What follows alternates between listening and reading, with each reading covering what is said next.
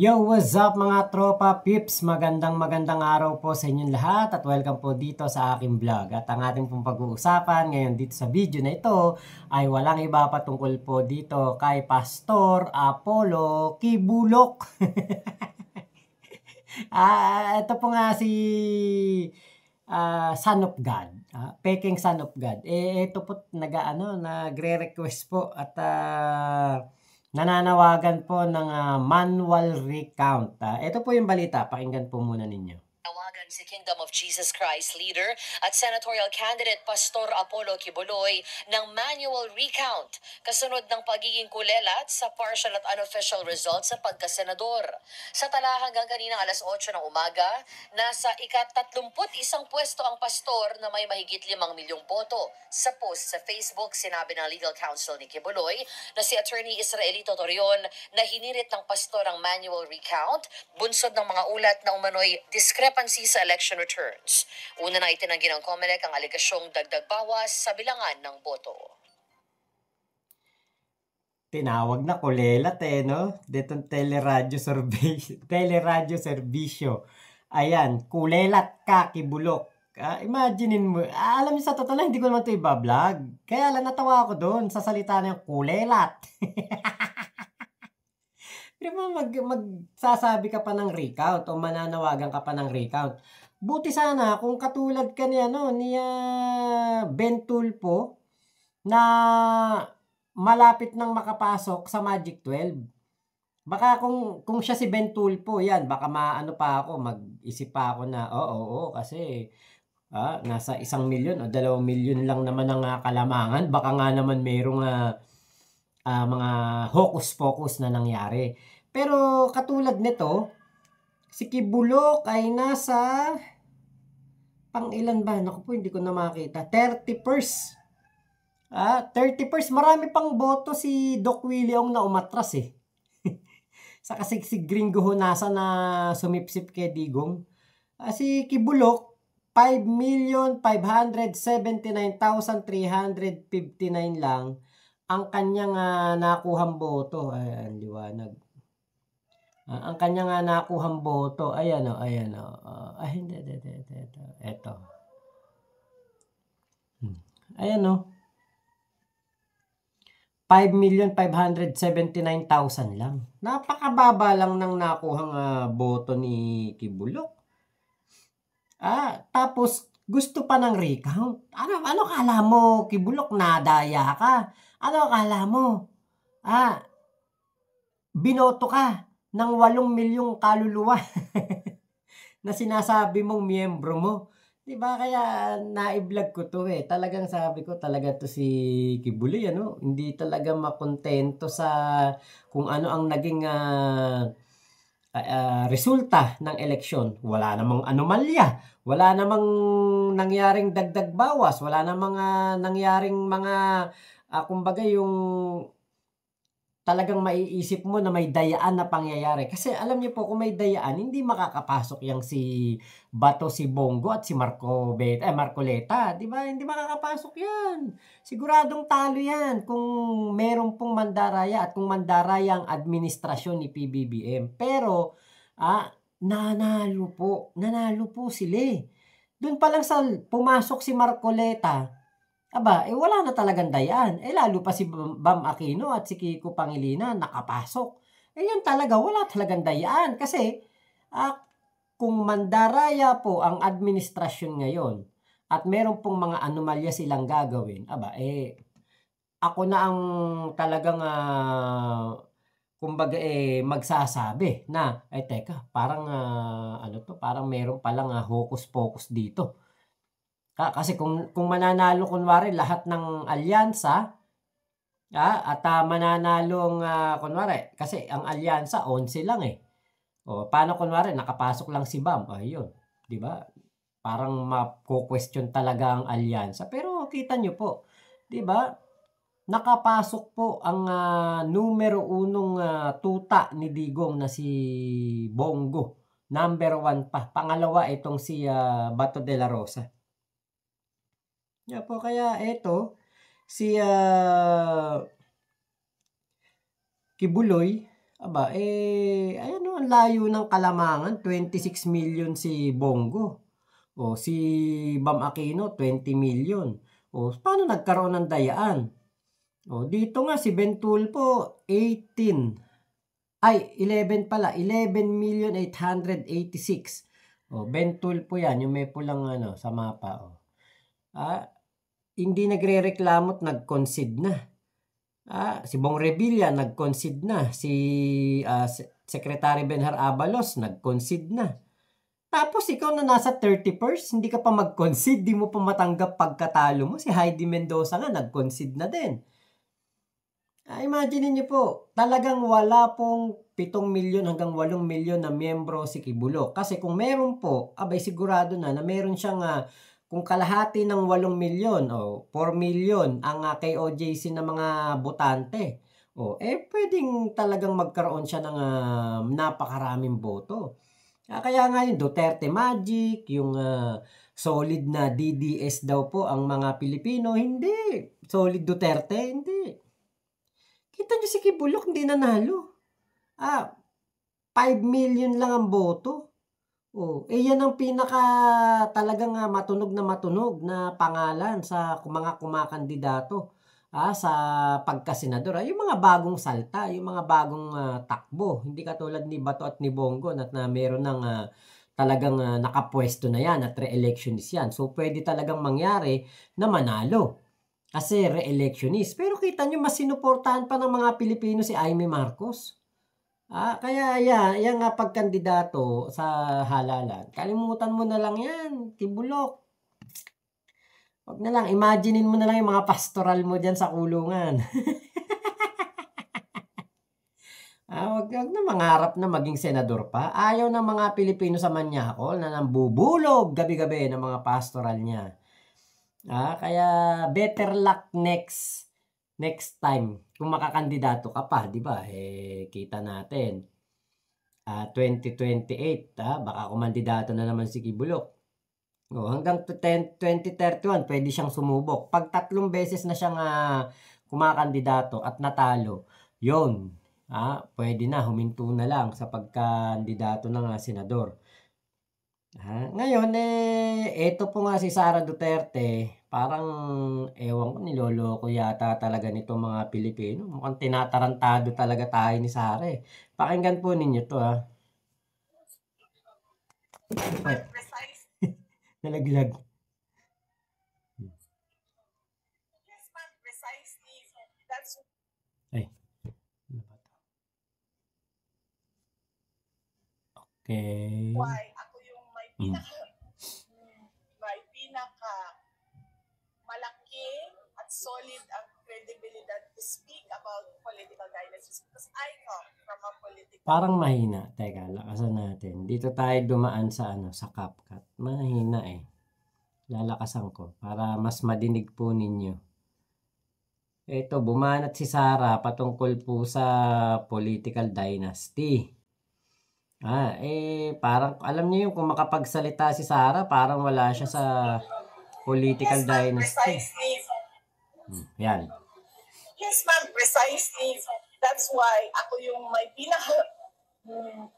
pinaka malaki at solid ang credibility to speak about political dynasties because I come from a political dynasty.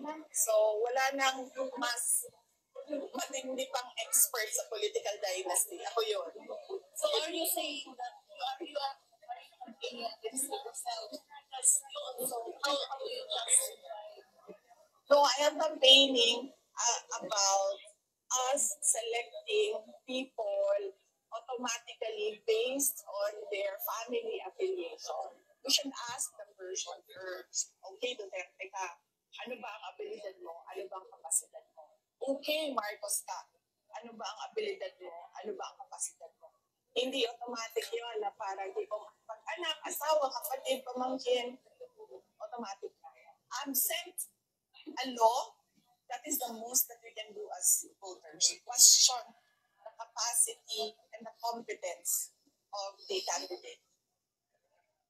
Ang next question is, supportahan ko ba ang batas ng anti-political dynasty? Yes. bibigyan nila ako ng pagkakataon na sumulat, ako yung susulat. Ako yung pinakamagaling sa political dynasty. Ma'am, ilang limit ang bibigay for political dynasty? How many members? Hindi ko pa sinusulat. Pero pag bigyan ninyo ako ng chance na sumulat, ako susulat ka. Ano in-open niyo sa... Ito si Ronald Cardema, hindi man lang nag-consult sa akin pa. Ayun. Nadinig pa natin yung pangalan ni Ronald Cardema. Etong si Sara Duterte, sabi niya, siya daw ang gagawa ng batas para sa political dynasty. Thank you na lang po, ma'am. Wag na. Wag mo kaming lokohin. Alam namin na ine-enjoy ninyo ang political dynasty. Alam namin na pinapakinabangan ninyo ang apelido ng ama ninyo. Kaya kung gagawa kayo ng batas na patungkol sa political dynasty, parang malabo. Diba? Parang ginagago talaga nitong si Sara ang mga Pilipino. Bukod sa confidential funds at intelligence funds na hindi niya maipaliwanag, ngayon naman, pati political dynasty law, gusto niya nga imanipula. Bakit? Ano ilalagay nyo dyan? Kapag yung ate pwedeng kumandidato, yung dalawa sa anak pwedeng kumandidato, yung tatay pwedeng kumandidato. Baka ang maging batas na yan, puro katarantaduhan. Kasi po, simula nung maupo si Digong, kung daw nagkakamali, 1989 o 1987, mayor na naging acting mayor o naging caretaker ng Davao si Digong, hindi na po yan napalitan. Isang term lang, may ibang tao na umupo as mayor, pero kaalyado din nila. Hanggang ngayon nga po, di ba, limang Duterte yung nanalo. Diyan daw po sa Davao City. Imagine niyo naman po 'yun, 'di ba? Wag na tayong maglokohan, 'di ba? Alam niyo si Sara mabuti pa itikom na lang ang bibig kung walang sasabihing matino. Kasi parang pinapahalata niya na ginagawa talaga nilang bugok at ginagawa talaga nilang uto-uto ang mga DDS. Kasi yung anti-political dynasty, kung gagawin mo 'yan, 'di ba? Mas maniwala ako kung ikaw ay hindi galing sa political dynasty. Di ba? Pero yung ikaw mismo, mga kapatid mo at mga iba pang kamag-anak ay ine-enjoy ang pagiging inside the political dynasty. Di ba? Di sana maniwala pa ako. Katulad niyan, yung mga batang Duterte, kumakandidato, meron yata konsehal. Kung ayaw niyo talaga sa political dynasty, itong si Sara, di sana huwag kayong kumandidato. Huwag niyo pakandidatuin yung mga bata na Duterte. Ito nga si Kitty, di ba? Pinapakandidato din ni Digong. Pinapasunod sa yapak niya. Pero may papahamak mo yung anak mo. Tapos itong sila Baste, sila Pulong. Kung talagang ayaw nila ng political dynasty, huwag silang kumandidato. Ipasa nila sa ibang tao ang Davao City. Diba? Pero hindi po nila gagawin yan. Nakita na natin kung gaano po kasakim sa pwesto ang mga Duterte. Si Digong mismo sakim. Hindi na presidente pero umaastang presidente.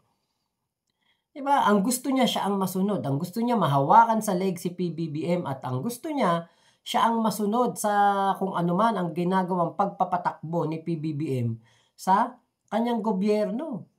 O nung hindi nila mahawakan sa leeg si PBBM, hindi nila mapasunod. Kinalaban nila. Kung ano-ano ang sinasabi ni Digong. Ano nangyari? Ayun, kinarma. 2 buwan na nabubulok sa ICC. Di ba? Ito nga political dynasty, napakaseryoso po nitong usapin. At kung ako ang tatanungin, pwede kong pumabor sa anti-dynasty law or pwede rin akong kumontra. Bakit? Katulad po nitong nakikita natin ngayon kay PBBM. Meron siyang anak si Sandro Marcos. Nanalong congressman, walang kumalaban. Alam nila na magaling Alam nila na ito'y maayos ang pagpapatakbo, maayos ang pagiging kongresista.